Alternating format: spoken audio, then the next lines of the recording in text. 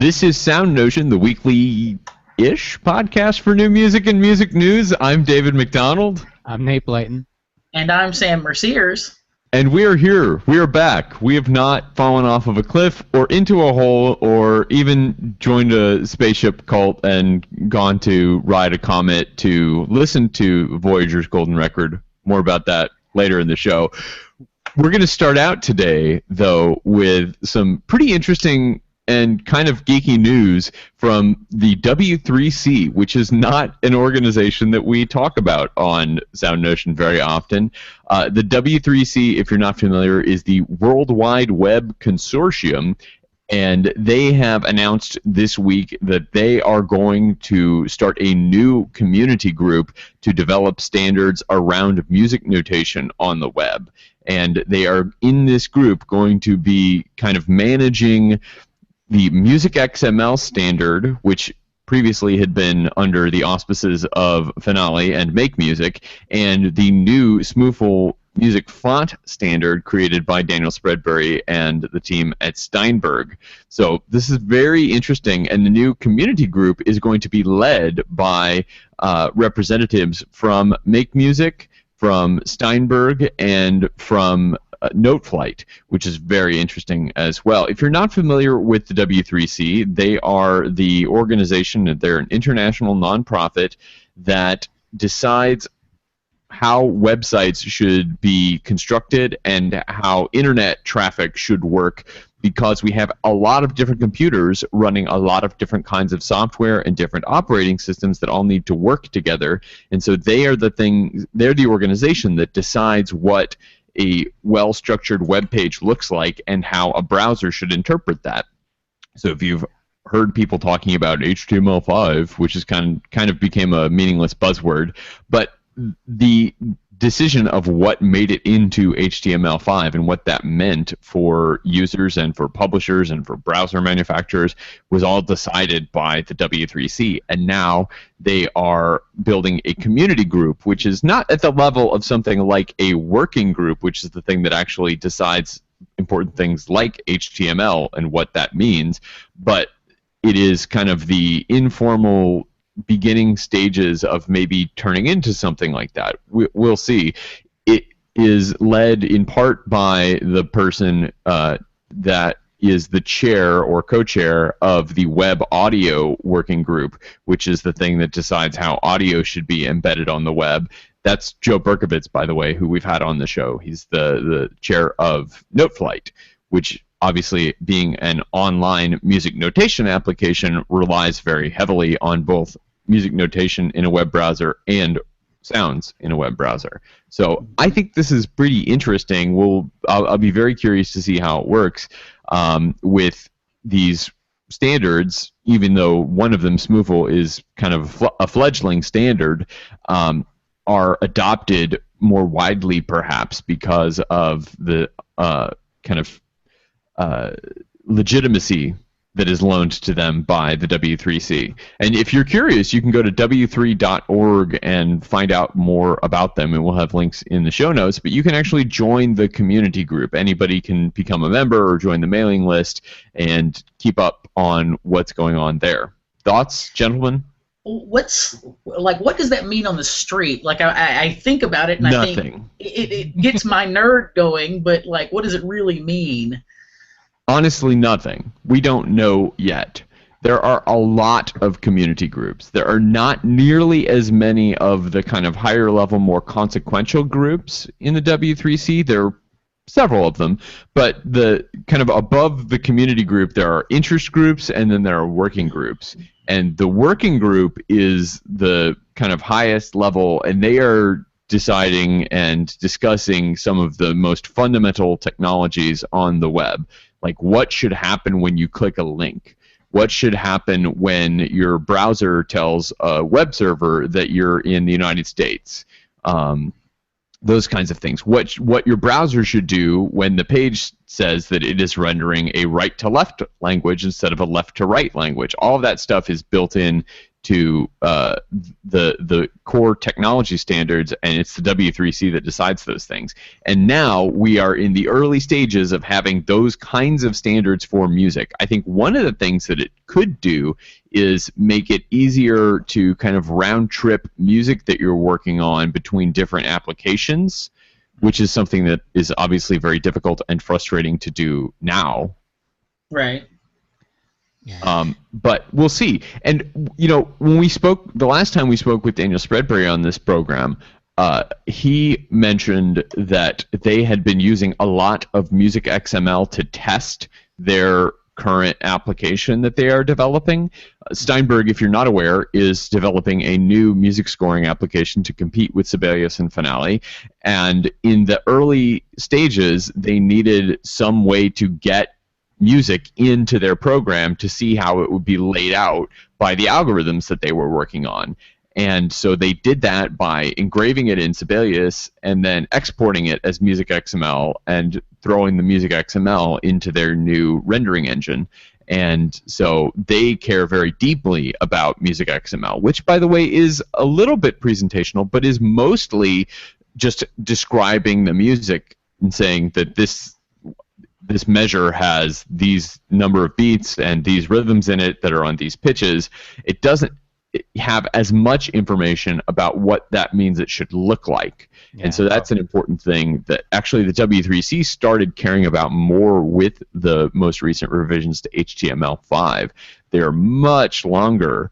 The current HTML5 standard is way longer than previous HTML standards because it includes a lot of information that is aimed at browser manufacturers that was not in previous HTML specs. So it's not only saying how you should structure the content, but how that content should be rendered. And that's the kind of thing that that these scoring application developers are trying to work on as well. And having a standard for describing what is in the music is a really good place to start. So I think it could be really interesting. It could maybe let these applications do things better on the web. Well, that's what I was thinking. With users on the web. In terms of music education, as an example, this seems like it could lead to more easily being able to do things that are browser-based that you can do. I mean, we have things that are like that now, but they are sometimes a little clunky, especially if you're accustomed to operating inside a self-contained on your computer program like Finale or Sibelius, right? The ability to make really nice-looking stuff and do it and share it and collaborate with it very easily and have it always, or not always, but look better generally, to me is a good thing. Mm-hmm. It seems like somebody like Noteflight would have perhaps a stronger interest in this. Like it would mean more to them, it seems, than it would to somebody like Sibelius, because of the way their platform works. Yeah. And I can't remember if we had heard hints of the new Steinberg software having a big web element, or at least being savvy in that way. I can imagine this collaboration between, like, or at least the connection between the Steinberg Make Music and the Noteflight / Hal Leonard. It seems like it should be a really good thing. From what I understand, Music XML was developed by a company that was then bought by Make Music, and the Smoofle standard is owned by Steinberg, although created by Daniel Spreadbury. And so, like, having an outside organization with all of these people a part of it, but separate from the people who own the standards, it seems like it could be a good way to develop them in a way that would help all the software. Mm-hmm. Yeah, like I said, I think a big part of it is that it lends legitimacy to the standards for new people that are starting an application. Something like, what was the pen thing in the Windows tablet that everybody went crazy about? Oh, I can't remember. You know what you're talking about, yeah. This new scoring application, this kind of middle ground between a very simple basic thing and a super pro thing like Finale or Sibelius. It gives some kind of target for people that are trying to just get into the market to hit, and it also, I think, and this is the really exciting thing as well, allows, if Sibelius and Finale implement these things, it allows you, the user, to be able to try a new scoring application and not lose all of your work. It kind of actually breaks down some of the lock-in that we have with our scoring applications today, right? If I were to switch from Sibelius, which I currently use, to Finale tomorrow, then I would lose access to all of the work that I have done in Sibelius for the last 10 years. And Right. that would obviously be pretty problematic to me. I will say that regarding browsers, the thing that is always a hang-up for the W3C in any of these working groups is that they don't actually have any authority over browser vendors. Right. And it's going to be reliant on Mozilla to put into Firefox, to Google to put into Chrome, to Apple to put into Safari, and for Microsoft to put into Internet Explorer. And I'm sorry if you're using Opera, but if you're using a web browser, you're only going to get the things that the browser vendor has put into it. And this is one of the problems with developing new web standards in general, is that you can't actually use them. Even if the W3C says we're done, this is what it is, it doesn't matter if they say that's what it is if Internet Explorer doesn't do it, right? Or if Google Chrome doesn't do it, then that's a huge chunk of a potential web audience that's not going to see whatever this amazing thing is, right? Yeah. It took a long time for us to get rid of like blinking text on web pages because browser vendors kept supporting this technology that let you blink text in the screen, and now nobody supports it, thank goodness. But it even after the W3C took it out, browser vendors kept letting you use it, and so people kept using it. Yeah.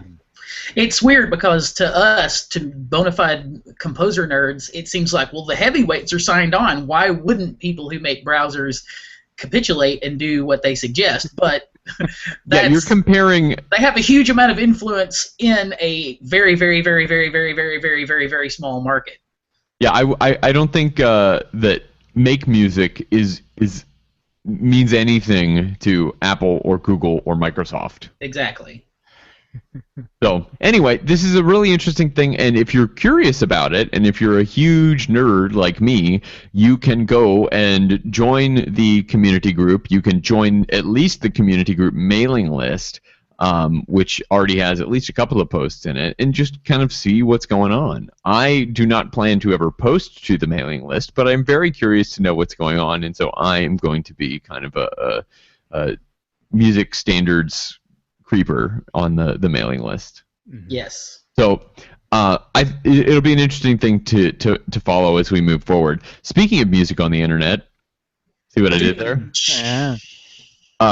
There's been a lot of discussion this past month, and obviously a lot of this happened a few weeks ago while we were off, but a lot of discussion about music streaming and whether it's fair to record labels, whether it's fair to recording artists, whether it's fair to composers, and what we should do in this streaming world. And there have been a lot of people that have not put their stuff on streaming services, and it's very frustrating to me because I will never get to hear those people because they don't do those things. Maria Schneider, I really dig her music, but I'm almost never going to hear any of it because I have to buy it from her janky website. I can't just get it in Spotify or Apple Music or anywhere else that normal people get music. And that's the thing to me. Someone like you, Dave, who is very technologically grounded and understands how to do stuff, you're still going to take most of the time the easiest option to you, which is sort of like when you and I initially talked about this piece. The people have demanded streaming, and they will have it. And a lot of people talk about it in such dogmatic terms, like you should just take your stuff off all the streaming sites. Is just well, and we should say, I'm sorry to interrupt. Sam has brought up the article that we're getting into, and this is a really, really well thought out column by Andy Doe posted on New Music Box a couple of weeks ago. Go ahead, Sam. Yeah, sorry, but people have demanded that they will have streaming, and I don't understand the dogmatic stance that you see expressed a lot in publications and on social media about take your stuff off of streaming services. And to me, those people are living in the past, which the way that they're living in the past is sort of what is broken down step by step in this great piece. But more than anything, to me, The overriding thing is people will have streaming. So, and the central point that he puts forth is not to stream or not to stream, which is the title of the piece, but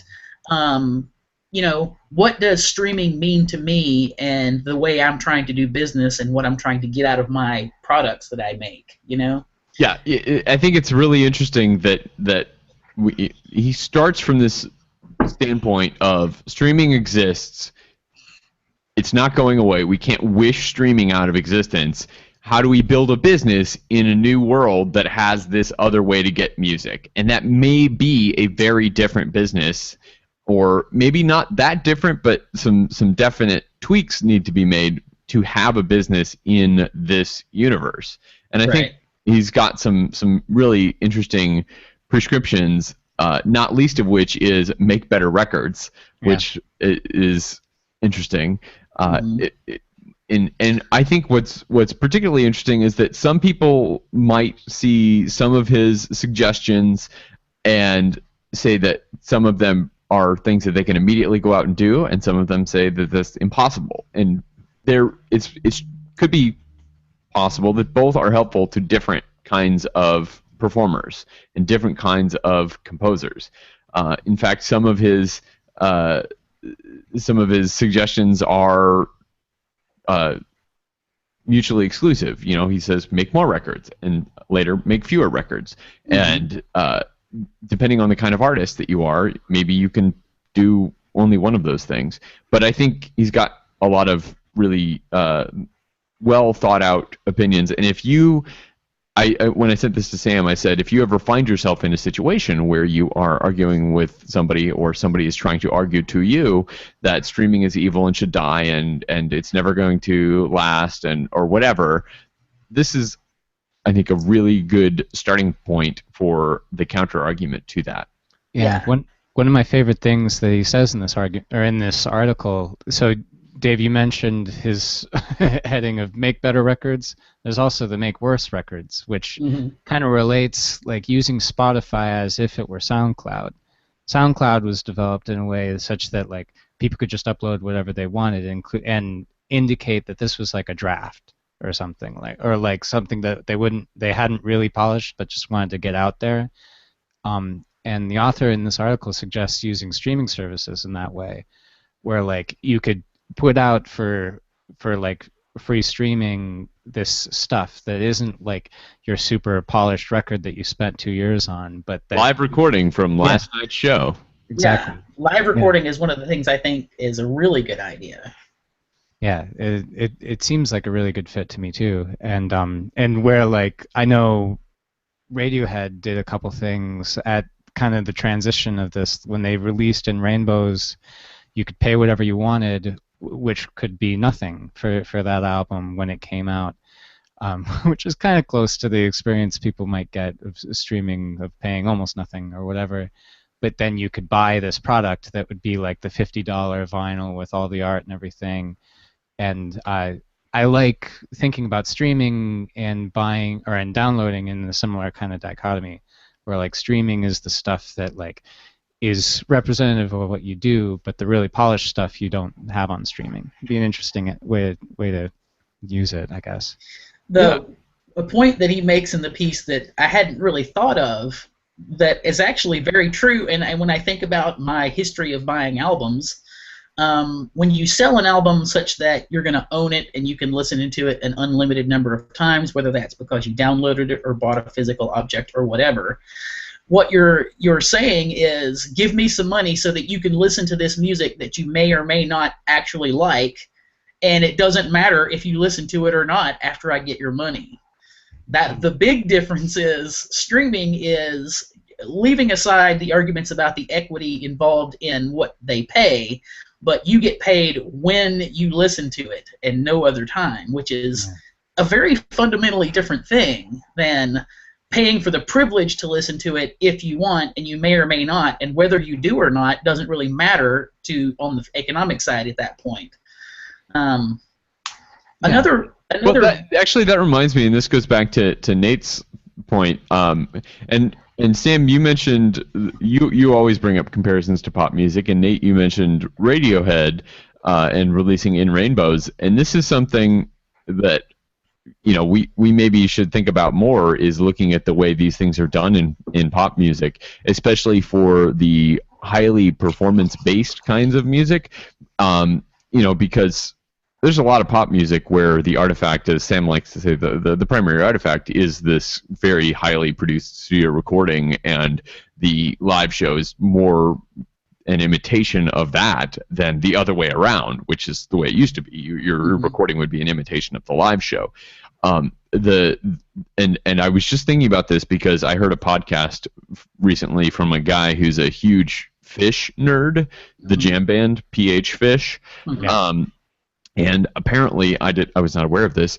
If you're a crazy Fish fan, you can just get live show recordings for everything, and that if you go to the live show, your ticket includes a download of the show that you went to go see, because it's so highly improvised. And Fish fans will go to see 3 nights in a row when Fish comes to town, because they're going to be 3 different shows, because it's improvised, and you get a recording of all of them. And you can, I think there might even be some kind of weird Fish subscription thing where you can get all of the shows live recordings as they come out.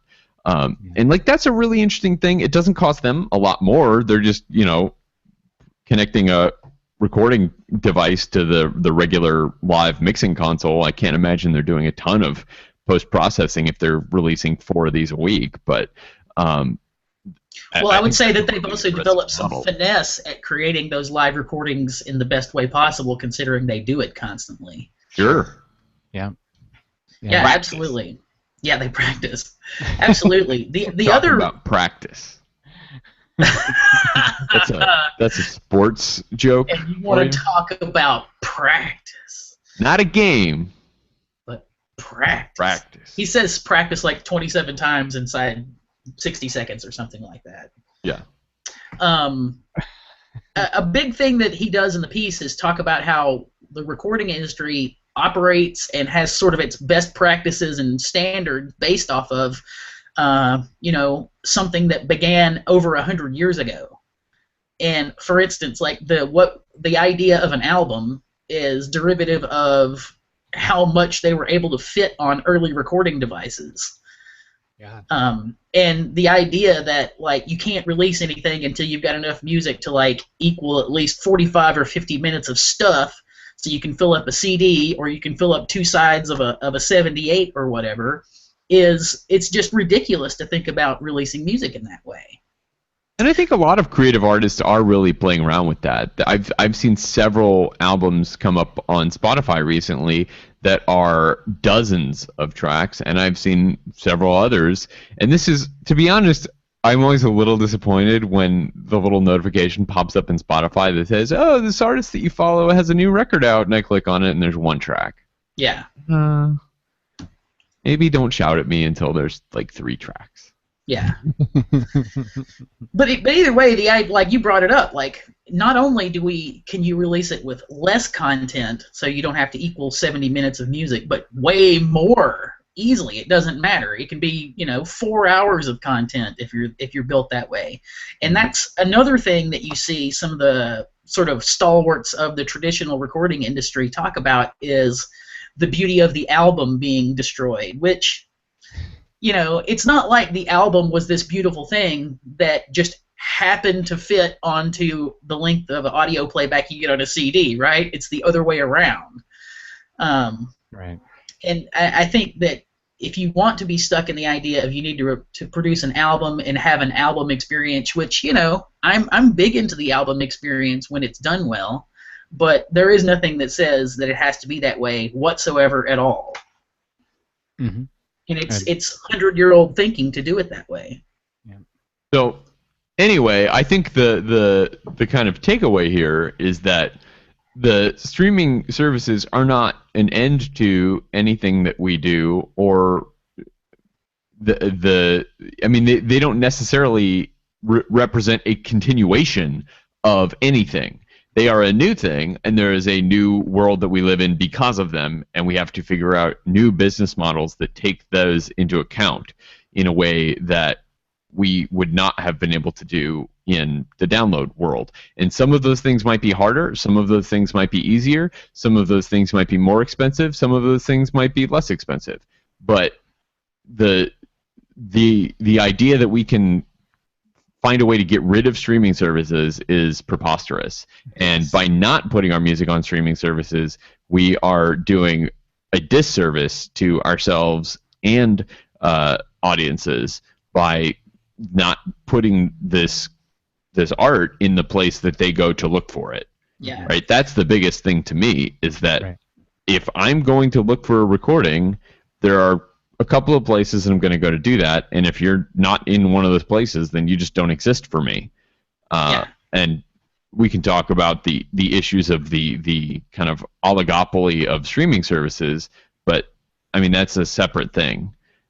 So I think it's important that we don't keep stuff out of these, just out of our strange kind of esoteric, emotional, moral, dogmatic beliefs. Yeah.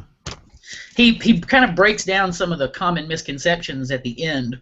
The big one to me is talking about the people complain about Spotify screwing artists. You know, in what he points out, and it's 100% true, artists getting screwed by record companies is nothing new. This has been going on since that industry has existed.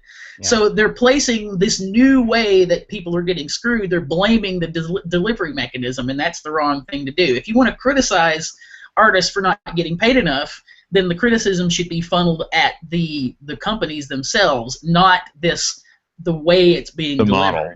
There's nothing inherently bad or inherent, I would say there's lots of stuff that's inherently good about streaming based on personal preference, but there's nothing inherently bad about the delivery mechanism.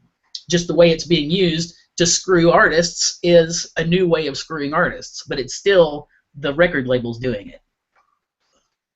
And I think people should read Andy's article, and he's had some people kind of come back at him on this article, and he's responded on his own blog at Proper Discord, and we'll have a link to this original New Music Box article in our show notes.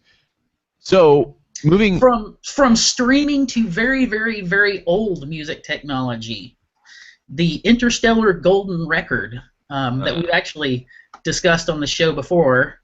Were you going to talk about something else, Dave? No. Is now, and this is not that big of a deal, it's just really cool, is available on SoundCloud. So what ship was it on? Voyager? On Voyager, I want to say it may have actually, I think there was a copy on both Voyagers, right? Yeah, well, maybe 2 or 3 years ago, Voyager crossed there was some really cool scientific-y sounding name, but basically it officially went, air quotes, out of our solar system, right? Out of whatever the solar atmosphere or something like that. There's a word for the solar atmosphere.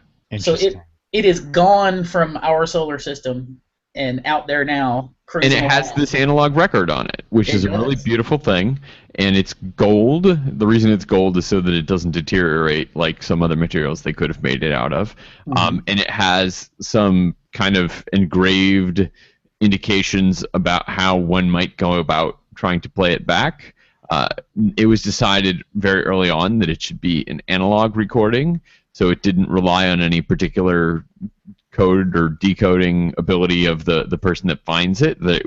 Analog sound should be relatively transferable, just as physics. And so there's a lot of really cool things on here. There's music. There are greetings in dozens of languages, including... I shouldn't say they're greetings, but there are some animal sounds on the recording as well. I think it's really cool. I was talking to Nate earlier. I spent some time this week trying to figure out if the contents of the Golden Record were public domain, because works that are created by the U.S. government are automatically public domain. But I think at least some of the things that are on the Golden Record were licensed to the Golden Record and were not something that was originally created for it. However, I would say at least those kind of field recordings should be public domain.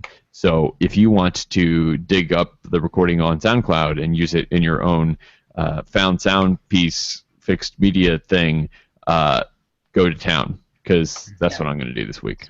Really nice stuff in there. It's cool, ranging from Bach to Laurie Spiegel is like the most composer with a capital C piece that was like a modern piece that went on that recording when it was sent out, an electronic piece. I can't remember the name of it right now. Do you remember the Laurie Spiegel? Music of the Spheres? That's it. And as West Wing fans, Dave, you and I will both know, based on a story in an episode, that Blind Willie Johnson, who ended up dying alone in the ruin of his burned down house, now his music just left the solar system. His music just left the solar system, which really is amazing. Mm-hmm. It means it's officially released. We'll give you a moment listening to this to reflect. Yeah, exactly. You don't get much more released than it's out of the solar system. All right, reflection over. So, is that going to do it, or do we have anything else? Oh, we should mention Vic Firth, who passed away this week at age 85. Vic Firth, longtime figure in both classical and pop music, was a wonderful orchestral percussionist, and is perhaps best well known to people as the entrepreneur, founder of the company that makes all of the drumsticks in all of the world. Yes, like expert at small pieces of wood. Right. Anyone who's had anything to do with the music industry and in any genre in which you've dealt with a percussionist, be that a drum set player, a marimba player, a timpanist, whatever, you've seen the name Vic Firth.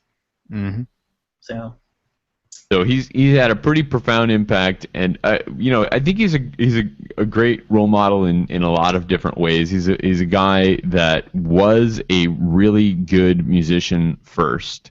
And yes, he was a great teacher as well, and he was a very smart entrepreneur. Yeah, but it all comes from what? Yeah, before people in Silicon Valley ruined the word entrepreneur, he was one, and in the real sense. And the thing that I always have to remind myself.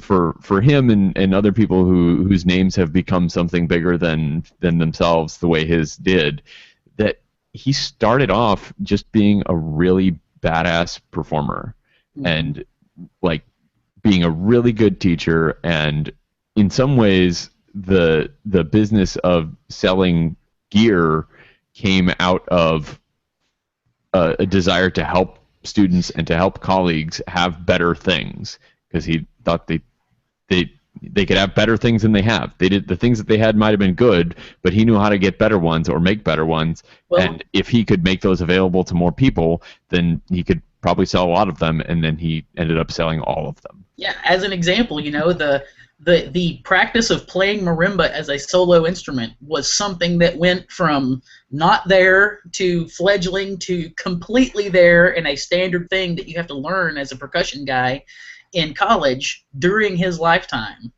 And I would be willing to bet that he experienced frustration early on in his life with crappy mallets, Yeah. So exactly. That's something he wanted to fix, and did so stupendously. And I can imagine his long tenure as principal timpanist of the Boston Symphony Orchestra. He was principal for 46 years, but he was in the orchestra for 50. Wow. Just think about that. It's crazy, right? Not a lot of people are that kind of long time symphony musicians anymore. Well, yeah, doing anything really for 50 years in a row. Yeah. Yeah. So and let's be honest too. He had a really cool name to put on products, Vic Firth. That just sounds like a cool name. Yeah. Indeed. So happy trails to Vic Firth, and thank you all so much for joining us for this. Maybe a slightly belated edition of SoundNotion 211. Yes, we're done with band camps and musicals now, though. Right. We have no guarantees. If you would like to, we're maybe this is a good place to mention this. We're looking into the possibility of selling some sponsorships for the show.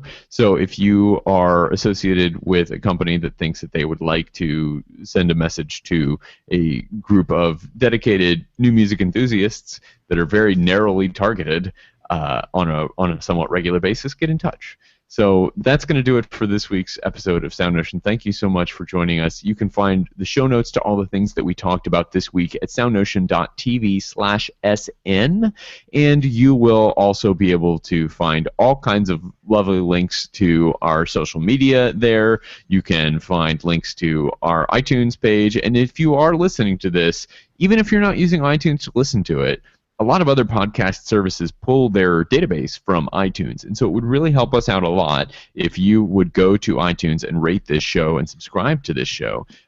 And while you're there, check out some of our other shows. We've had some really great interviews and some really great conversations on Patch In recently, which is our show about electronic music, and Streamers and Punches, which is our show about film music. Check those out as well. Thank you so much for listening this week, and we'll catch you back, hopefully, next week.